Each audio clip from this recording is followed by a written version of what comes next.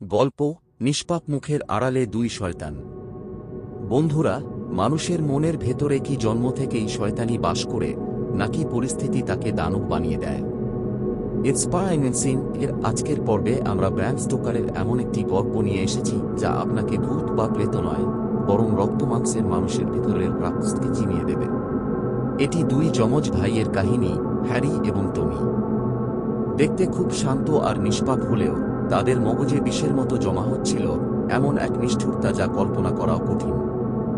Harry আর টমি ছিল এক ধনী পরিবারের সন্তান।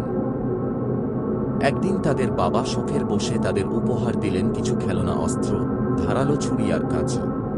তিনি ভেবেছিলেন ছেলেরা এগুলো দিয়ে শিল্পকর্ম শিখবে, কিন্তু সেই ছোট ছোট ছেলেদের নেশা ছিল অন্য কিছুতে।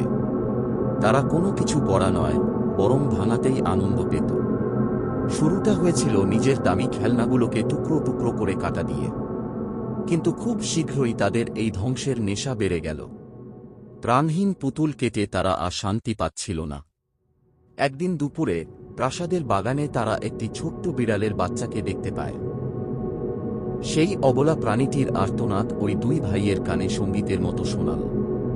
সেই বিড়ালের বাচ্চাটির সাথে তারা যা করেছিল তা শুনলে আপনার শির দাঁড়া দিয়ে ভয়ের হিমস্রোত বয়ে যাবে।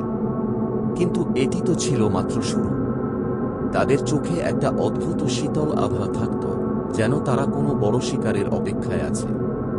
তাদের প্রতিবেশীর ঘরে এক গরিব পরিচারিকা থাকত, যার একটি ছোট্ট শিশু ছিল। একদিন যখন পরিচারিকাটি কাজে বেরিয়েছিল, হ্যারি আর টমি চুপি চুপি তার ঘরে ঢুকে পড়ল। তারা সেই শিশুটিকে একটি জীবন্ত পুতুল বা খেলনা হিসেবে দেখল। ব্র্যাম স্টোকারের এই গল্পটি এখানে এতটাই ভয়ঙ্কর হয়ে ওঠে যে পড়ার সময় মানুষের বুক কেঁপে ওঠে।